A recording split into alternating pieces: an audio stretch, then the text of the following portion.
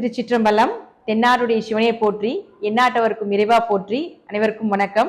நாம 2024ஆம் ஆண்டு சனி பகவானுடைய வக்ர பயிற்சி பலன்களை பத்தி தான் நம்ம முழுமையா இந்த வீடியோல பார்க்கலாம். சனி பகவான் ஜூன் மாதம் 29ஆம் தேதியிலிருந்து நவம்பர் மாதம் 15ஆம் தேதி வரைக்கும் வக்ரமாகிறார். அதாவது கும்ப வீட்டிலிருந்து மறுபடியும் மகர வீட்டுக்கு ரிவர்ஸ் வருகிறார்.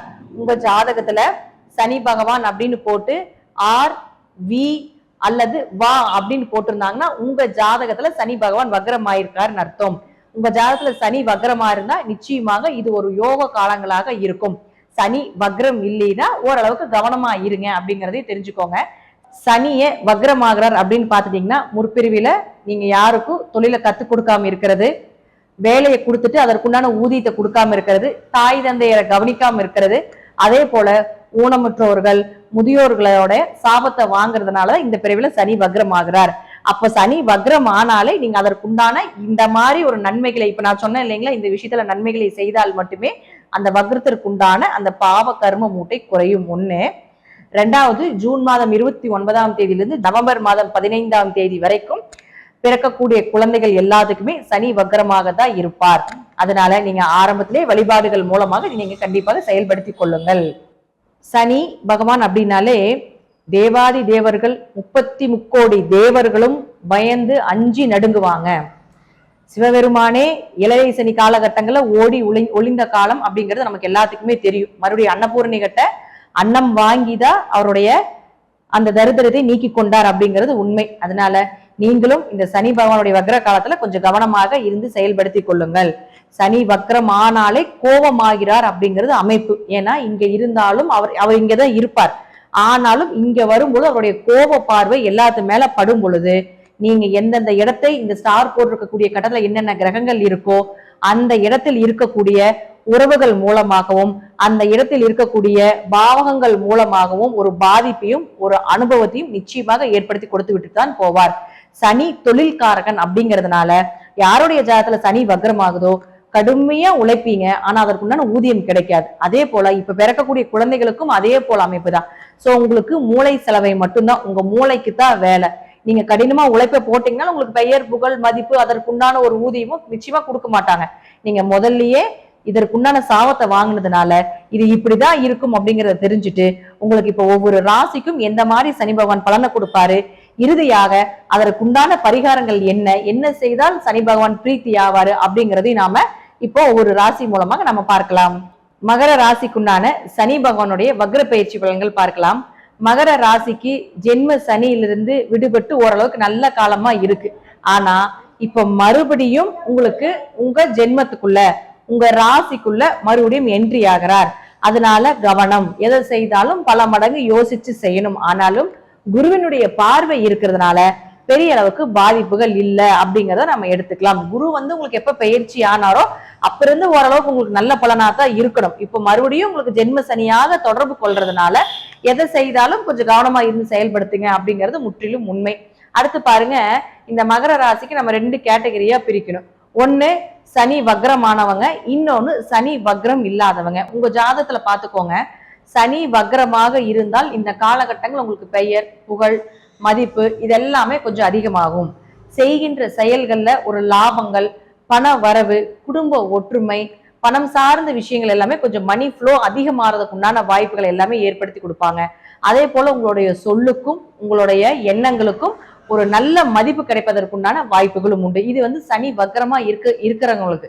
சனி வக்ரம் இல்லைன்னா இது அப்படியே டோட்டலா ஆப்போசிட்டா எப்படி மாறும்னா உங்களுடைய பெயர் புகழ் கொஞ்சம் கெடுறது, உங்களுடைய மைண்ட் டைவர்ட் ஆகிறது, யோசிக்க முடியாத தன்மைகளா இருக்கிறது, என்ன அடுத்தது செய்ய வேண்டாம் அப்படிங்கிற நிறைய குழப்பத்தை கொடுக்கக்கூடிய ஒரு சூழ்நிலைகள், பணம் சார்ந்த விஷயத்துல கொஞ்சம் கவனமா இருப்பது, இதெல்லாமே நீங்க கொஞ்சம் பார்த்துக்கோங்க. அதே போல பணம் கொடுக்கல் வாங்கல் இதுல எல்லாமே கொஞ்சம் பிரச்சனைகள் வர்றதுக்கு உண்டான வாய்ப்புகள், ஜாமீன் கையெழுத்து போட்ட பிரச்சனைகள் வர்றது, அல்லது ஜாமீன் கையெழுத்து போட்டிருந்தீங்கனாலும் அதன் மூலமாக ஏதாவது ஒரு சில சங்கடங்கள் ஏற்படுவதற்குண்டான வாய்ப்பையும் இந்த சனி பகவான் உங்களுடைய ஜாதகத்துல சனி வக்ரம் இல்லைன்னா செய்து கொடுத்து விடுவார் இந்த பயிற்சி பலன்ல. சரி, ஓகே, இது செகண்ட் கேட்டகரி. அடுத்தது பாருங்க, உங்க ஜாதகத்துல எங்கெங்க ஸ்டார் போட்டிருக்கிறோமோ அந்த இடத்துல எல்லாமே சனியினுடைய தாக்கங்கள் உண்டு. அப்போ அங்க என்னென்ன கிரகங்கள் இருக்குதோ அந்த கிரகங்கள் மூலமாக நிச்சயமாக உங்களுக்கு ஒரு அனுபவத்தையும் ஒரு பாதிப்பையும் இறுதியில் நன்மையும் ஏற்படுத்தி கொடுத்து விடுவார். அவங்க யாரு, என்ன தப்பு செய்யறாங்க, தப்பு செய்யல, இது எல்லாத்தையுமே செய்து காட்டி கொடுத்து விட்டுட்டு அவர் போவார் அப்படிங்கறதுல மாற்றம் இல்லை. இப்போ நம்ம அது தெரியாது இல்லைங்களா?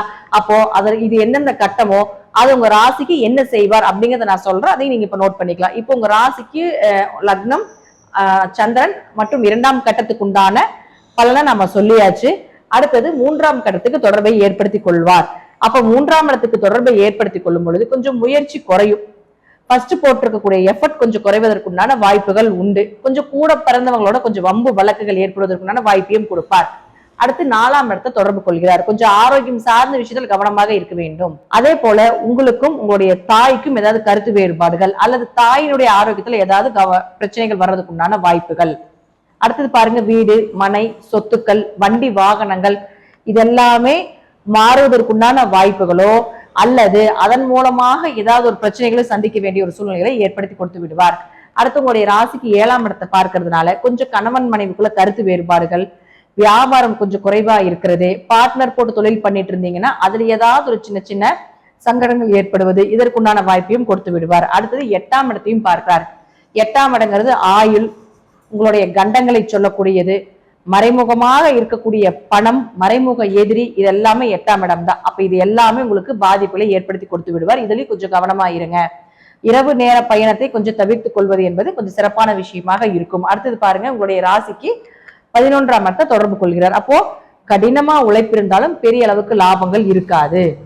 அதே போல உங்களுடைய ஆசைகள் எல்லாமே கொஞ்சம் குறைத்துக் கொள்வது என்பது இந்த காலகட்டங்களை சிறப்பாக இருக்கக்கூடிய ஒரு அமைப்பா இருக்கும். சனி பகவான் உங்களுக்கு இங்க இருந்தாலும் குருவினுடைய பார்வை இருக்கிறதுனால ஓரளவுக்கு நன்மையை கொடுப்பதற்குண்டான வாய்ப்புகள் உண்டு.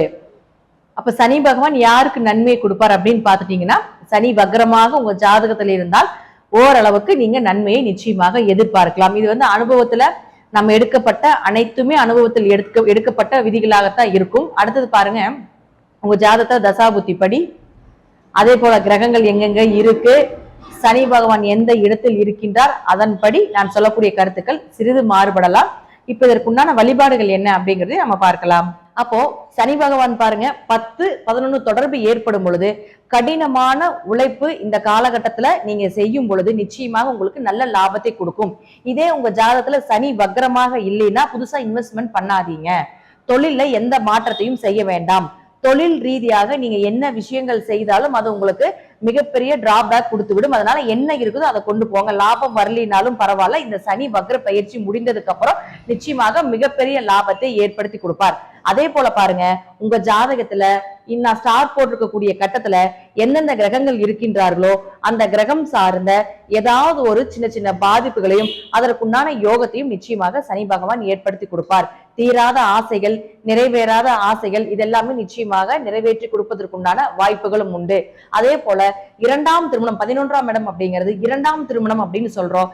யாருக்காவது 2ஆம் திருமணம் செய்யறதுக்கு உண்டான வாய்ப்புகள், அதற்குண்டான பொண்ணோ மாப்பிள்ளையோ நீங்க தேடிட்டு இருந்தீங்கன்னா இந்த காலத்தை பயன்படுத்திக்கோங்க. நிச்சயமாக உங்களுக்கு அதற்குண்டான வாய்ப்புகளை இந்த சனி பகவான் ஏற்படுத்தி கொடுப்பார்.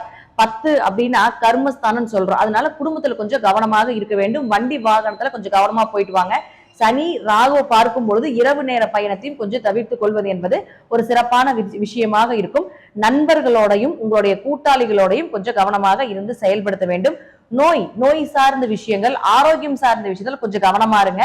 நரம்பு சார்ந்த விஷயத்திலையும் கொஞ்சம் கவனமா இருங்க. ராகு அப்படின்னா நரம்புன்னு சொல்றோம். நாம இப்ப கோச்சாரப்படி கிரகங்கள் எது தொடர்பு கொள்ளுதோ அதை மட்டும் நான் உங்களுக்கு சொல்றேன். இப்ப சனி ராகு பார்க்கும்போது அதுவும் 12ஆம் இடம்ங்கிறது உங்களுக்கு மருத்துவ செலவை சொல்றதுனால நரம்பு சார்ந்த விஷயங்கள், சரியா தூக்கம் வராம இருக்கிறது, இது எல்லாமே கொஞ்சம் உண்டு. சோ நீங்க இந்த மேஷ ராசி சனி வக்ரமாக உங்க ஜாதகத்தில் இருந்தால் மிகப்பெரிய யோக பலனையும், வக்ரம் இல்லாம இருந்தால் உங்களுடைய தொழிலையும் உங்களுடைய லாபத்திலும் உங்களுடைய ஆரோக்கியத்திலும் கொஞ்சம் கவனம் செலுத்த வேண்டும். மற்றபடி உங்க ஜாதகத்துல தசாபுத்தி எப்படி செயல்படுதோ அதே போல சனி பகவான் எங்க இருக்கின்றாரோ இந்த 6 கட்டங்கள்ல என்ன கிரகங்கள் இருக்கின்றதோ அதை பொறுத்து நான் சொல்லக்கூடிய கருத்துக்கள் சிறிது மாறுபடலாம். திருநள்ளாறு சென்று வருவது, குச்சனூர் சனி பகவானை வழிபாடு செய்வது, ஊனமுற்றோர்களுக்கு உதவி செய்வது, சனி பகவான் அப்படின்னா வயதானவர்கள் சொல்றோம், வயதானவர்களுக்கு உதவி செய்வது, அதே போல தாய் தந்தையர் காலத்துல அவங்களுக்கு உதவியா இருப்பது, இது போல செயல்களை செய்யும் பொழுது சனி பகவானுடைய தாக்கங்கள் குறையும். அதே போல சிவன் கோவிலுக்கு போனீங்கன்னா கண்டிப்பாக கால பைரவருக்கு வழிபாடு செய்வது, அதே போல சனி பகவானுக்கு வழிபாடு செய்யக்கூடிய ஒரு சூழ்நிலைகள் இதெல்லாமே நீங்க ஏற்படுத்திக் கொள்ளுங்க. அதிகமா சிவன் கோயிலுக்கு இந்த காலகட்டங்களை போகும் பொழுது சனி பகவானுடைய பாதிப்பு நிச்சயமாக குறைக்கப்படும். அன்னதானம் செய்வது, அஷ்டமி வழிபாடு செய்வது, அன்னதானத்தின் மூலமாக பல பிறவிகளினுடைய கர்ம மூட்டைகள் குறையும் அப்படிங்கிறது நம்ம சாஸ்திரத்துல இருக்கு. அப்போ உங்களால முடிஞ்ச ஒருத்தருக்காவது சனிக்கிழமை தோறும் அன்னதானம் செய்வது இதெல்லாமே நீங்க பாத்துக்கோங்க. ஏன்னா சனிக்கிழமை எல்லாருமே சனிக்கிழமையே போய் அன்னதானம் பண்றாங்க. அதனால முடிந்த அளவுக்கு இல்லாதவங்களுக்கு செய்யுங்க. இப்ப நம்ம பாத்துட்டோம்னா கோயிலுக்கு வெளியே ஒரு 10 பேர் இருந்தாங்கன்னா 10 பேர் 10 பேக்கெட் வச்சிருக்காங்க. அடுத்த நாள் காலையில நிறைய வேஸ்டேஜ் தான் ஆகுது. அதனால இல்லாதவங்களுக்கு கொடுப்பது, உங்க பக்கத்து வீட்டுக்காரங்க, மாசமாக இருக்கக்கூடிய பெண்களுக்கு கொடுப்பது, ரொம்ப ஏழையா இருக்காங்க அவர்களுக்கு ஏதாவது ஒரு பண உதவி செய்வது, இதெல்லாமே சனி பகவானுடைய தாக்கத்தை முற்றிலும் குறைத்து கொடுக்கக்கூடிய ஒரு பரிகாரமாக நிச்சயமாக செயல்படும். இந்த வழிபாடுகள் எல்லாமே செய்யும் பொழுது சனி பகவான் நிச்சயமாக உங்களுக்கு பெரிய அளவுக்கு பாதிப்புகளை கொடுக்க மாட்டார். நன்றி. மீண்டும் ஒரு நல்ல பதிவுல சந்திக்கலாம். திருச்சிற்றம்பலம், தில்லையம்பலம், ஸ்ரீ நரசிம்மர் திருவடிகளே சரணம்.